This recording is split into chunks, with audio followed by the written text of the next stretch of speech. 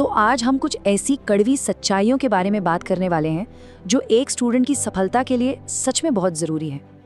ये एक सीधी सच्ची तस्वीर है कि असल में करना क्या पड़ता है। और हाँ, ये बातचीत एकदम सीधी होने वाली है, कोई लाग लपेट नहीं। हो सकता है सुनने में थोड़ा अजीब लगे, थोड़ा असहज हो, पर यकीन मानिए ये बहुत ज़रूरी है। ये मैसेज खास तौर पे उस स्टूडेंट के लिए है जो ये बात अच्छी तरह जानता है कि उसका कीमती वक्त बर्बाद हो रहा है, पर उसे समझ नहीं आ रहा कि इस जाल से बाहर निकले तो निकले कैसे। तो चलिए शुरू करते हैं। सबसे पहले बात करते हैं उस आदत की जिससे शायद हम सब वाकिफ हैं, हर चीज को कल पर टालने की आदत। ये साइकिल ना बहुत जानी पहचानी लगती है ना। सुबह आँख खुलती है, हाथ में फोन होता है और सोशल मीडिया स्क्रॉल होना शुरू हो जाता है। एक रील, फिर दूसरी, और देखते देखते कब दोपहर से रात हो जाती है पता ही नहीं चलता। और दिन के आखिर में बस एक ही वादा होता है खुद से, कल से तो पक्का पढ़ूं। और इस पूरी कहानी का सबसे दुखद हिस्सा यही है, ये वादा हर रात दोहराया जाता है, लेकिन वो कल है कि आता ही नहीं। सुबह होते ही वो फिर आज बन जाता है और साइकिल फिर से शुरू। अच्छा, ये तो हुई अंदर की बात।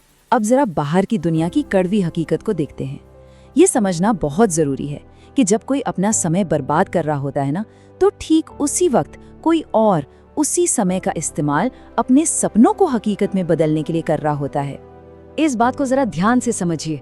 एक स्टूडेंट का जो कॉम्पिटिटर है वो सो नहीं रहा है, उसी उम्र का कोई और है जो चुपचाप बिना किसी को बताए मेहनत की आग में खुद को तपा रहा है। और ऐसा नहीं है कि उसके पास कोई ज्यादा टैलेंट है, नहीं, फर्क सिर्फ इतना है कि उसने खुद से झूठ बोलना बंद कर दिया है। तो अब आते हैं इस पूरी चर्चा की सबसे अहम बात पर। यहाँ हम दो बहुत कॉमन चीजों के बीच का फर्क समझेंगे जो सफलता की पूरी कहानी को बदल देता है। अब ये स्लाइड ना, ये बहुत कमाल की है। ये उस सबसे बड़े मिथक को तोड़ती है जो हमें लगता है। देखिए, मोटिवेशन क्या है? एक एहसास, एक फीलिंग, आज है कल शायद नहीं होगी।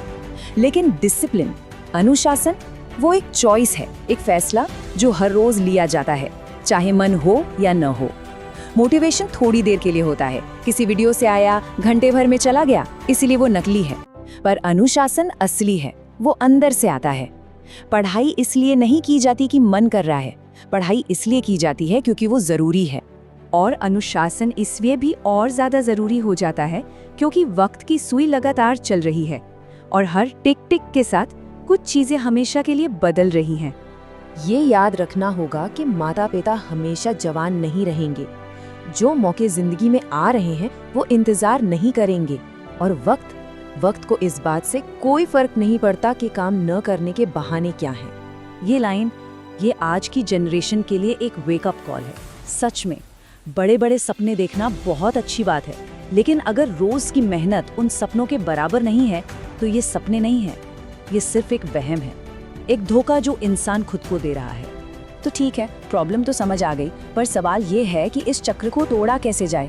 इसका कोई प्रैक्टिकल सोल्यूशन है? हाँ, बिल्कुल है।